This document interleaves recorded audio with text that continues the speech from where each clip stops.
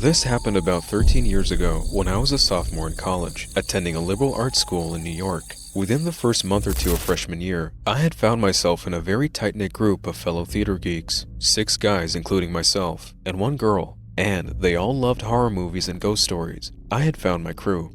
Freshman year was tough, but we all held each other up and made the whole experience more enjoyable for one another. At the beginning of sophomore year, we decided that in October, as the Halloween season was ramping up, we would find a creepy wooded spot in a nearby town one night and scare the crap out of ourselves. We did some research and found that there was a particularly isolated area about 30 minutes away, infamous for paranormal sightings. Perfect. The 7 of us split into 2 different cars and headed out into the night. Allow me to set the scene. You turn off a busy main road, flooded with strip malls and restaurants and whatnot, and you're almost immediately greeted by complete darkness. Again, this area was very heavily wooded. It was essentially a large web of winding roads surrounded by trees, very few streetlights and very few houses. Without a GPS or a good sense of direction, one could easily get lost in there. We all made sure to have fully charged phones and flashlights just in case, but the goal was to keep driving until we collectively decided to pull over and go exploring. So, per the directions, we made a left off the main road, driving for half an hour or so into the woods, picking directions at random, just getting intentionally lost. Our cars made a turn, and to our surprise, there was a huge log in front of us. We had reached a dead end of some kind, with nothing but trees beyond it. We all got out to see what exactly it was, stepped over the log, and noticed 2 narrow trails leading in different directions. This seemed like as good as a time as any to grab our flashlights and do some amateur ghost hunting. We flipped a coin and set off on the trail to the right. The trail was so narrow, we had to walk single file to avoid getting whacked by branches. For whatever reason, I ended up in the back. I'm usually pretty rational and level-headed, but I have to say, the further we went in, the more I was overcome with an uneasy feeling.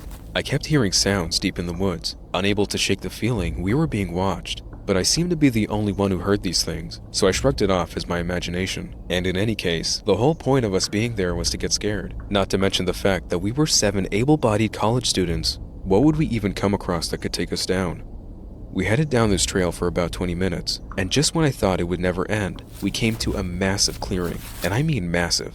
It was a large, open field of unkempt grass, comparable in scope to a golf course, but not really as well manicured. Trees surrounded the entire field, which was so large we couldn't see the end of it from where we were. I was thrilled to get out of that narrow trail, but I don't think any of us were expecting to find an area so vast. One of us looked to the right and said, "Hey, check that out." We all turned, and there was an old, dilapidated house, several hundred yards away. The house was completely dark, with no cars or signs of anyone actually living there. We walked over and shined our flashlights at it, and sure enough, the windows and doors were all boarded up.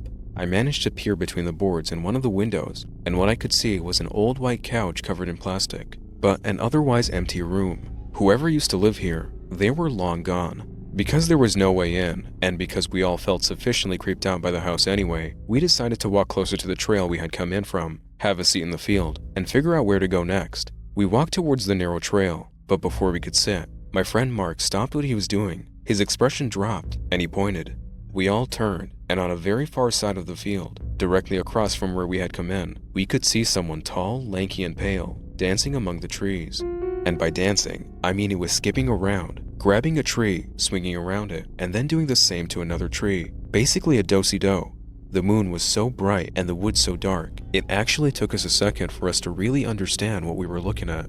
Jay, the 6'4" skeptic of the group, wasn't seeing it. I leaned into him, pointed in that direction, and said, "Jay, look where I'm pointing.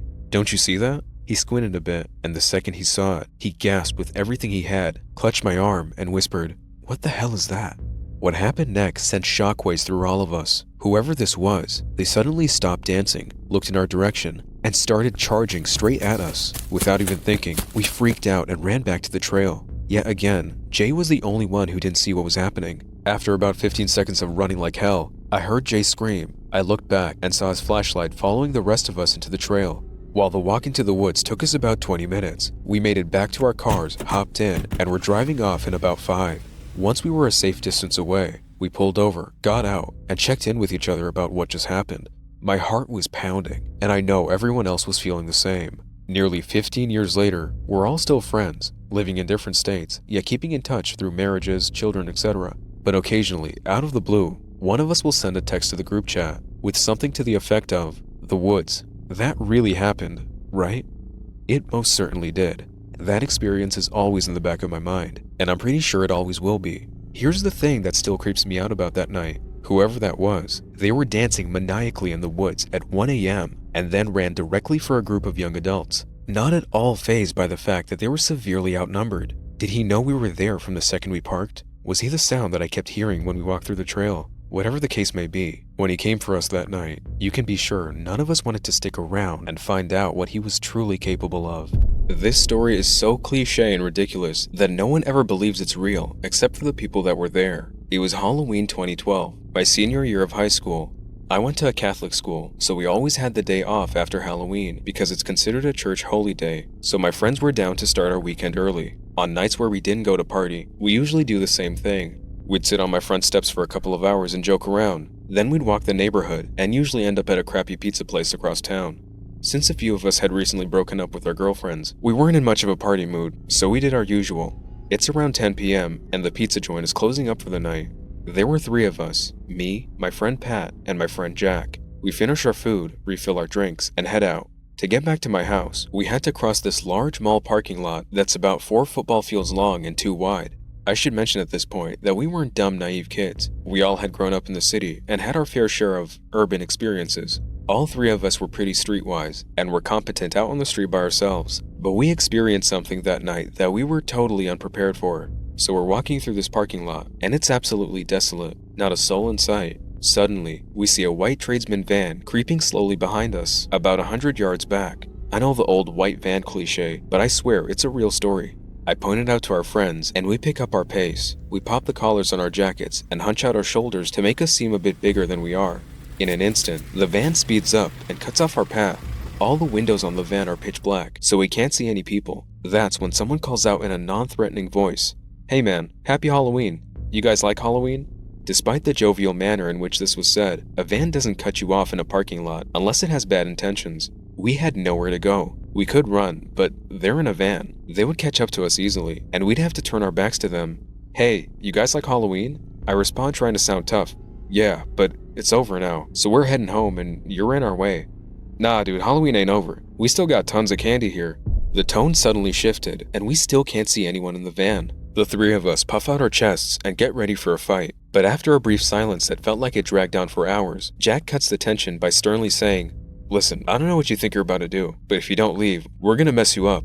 Once he said that, the back door of the van swung open, and 2 very tall men stepped out. They were wearing black suits with black leather gloves, and were well built and strong looking. But the most disturbing thing was that they were both wearing these cheap Mitt Romney masks, and that's when we realized this wasn't a Halloween prank. At that point, all 3 of us went to take off, but the van started driving circles around us. There was no place for us to go. We had no idea how we were going to get out of the situation. I have no idea what these guys were planning to do with 3 18-year-old men, but they seemed like they knew what they were doing, and we were all ready for the fight of our lives. The van stopped, and it looked like they were about to make their move. This was it. I mentioned earlier that there were 3 of us that night. It was at this moment that my other friend Pat, the one who had stayed silent up to this point, leaned into both of us and quietly said, "This is a Hail Mary, but get ready to run when I say go, alright?" He then picked up one of our sodas and threw it with all his might at the driver's side window. The window was open, and the cup miraculously connected with the driver's head. Pat screamed, "Run!" and we took off across the parking lot. The van squealed off in the other direction, and we hurried home.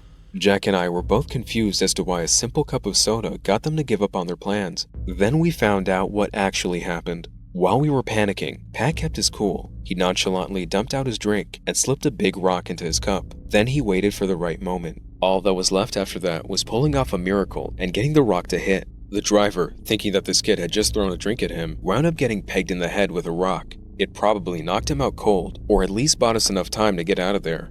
Maybe a guardian angel or God himself took care of that. I'm still amazed by it. Moral of the story, kids, don't panic when you're in a tight spot.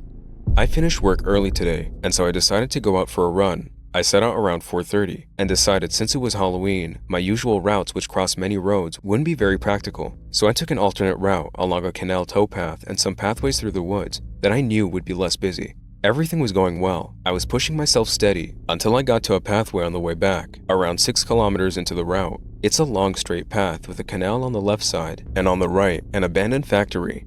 As I passed by one part of the factory, which still had some old metal fire escape steps attached to it, I noticed a rough-looking guy sat on the wall with his legs hanging down. He jumped his feet as he saw me, coming towards me, and shouted something, but I couldn't make it out. As he got closer, I heard him say, "Wait, can you help me find my phone?" He said this while he was running down the steps, and so I stopped. And at this point, we were standing just a few feet apart from each other, but with a fence in between us. It was a really old iron fence with vertical metal bars, like you sometimes see around a church. He asked me if I would help him find his phone again, saying he had dropped it somewhere nearby, and asked if I can ring his number so he could listen for it. I felt I couldn't exactly refuse as my phone was strapped to my arm, so I told him to give me his number, and I took my phone off my arm and unlocked it.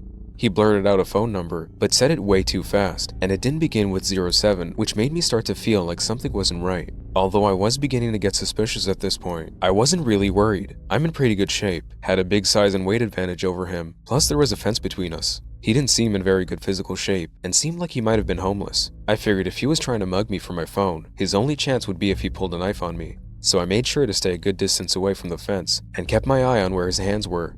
Anyways, I told him I didn't catch any of the numbers because he said it way too quickly, and he came out with another number. This time, it did have 07 at the beginning. I entered 7 numbers, and then he started looking around and saying, "I can hear it, come and help me look." I was about to say that I hadn't even finished dialing, when a much larger guy appeared from behind the wall to the right. He was also really scruffy looking, and from the looks of his eyes, it seemed like he was on drugs. He came out saying he could hear the phone ringing over towards him, and beckoned me to come through a gap in the fence to help look. The smaller guy then said, "It is ringing, right?" And I told him it was, even though I still hadn't dialed the last digits. And now I was sure they were trying to lure me to the other side of the fence. After 2 or 3 times of them beckoning me to come and help, always insisting they could hear the ring, I heard the bigger guy say, "He's not gonna fall for it," in a hushed way, as if he thought I wouldn't hear him. The smaller guy then started getting aggressive, telling me he needed the phone badly and how his whole life was on it, and demanded I help him look for it. While he was punching the tree and ranting, the bigger guy had taken a few steps to the right, meaning I couldn't keep my eyes on both of them at the same time. It was about 5 p.m. at this point, and got pretty dark all of a sudden, which made the whole thing even more unsettling. I noticed the bigger guy was moving to a gap in the fence. I decided at this point to get the hell out of there and made a run for it.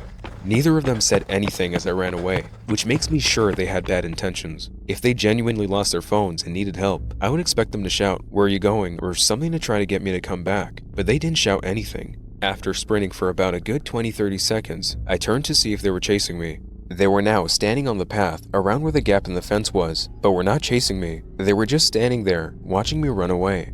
I continued running away, but kept looking back every few seconds until I was out of sight. It was at this point I got off the canal path and onto the roads. The cops took my details and descriptions and said it would be investigated, but seemed to think it wasn't anything worth worrying about. The whole incident has left me a bit unnerved, and I'm pretty sure I won't be jogging that route alone anytime soon.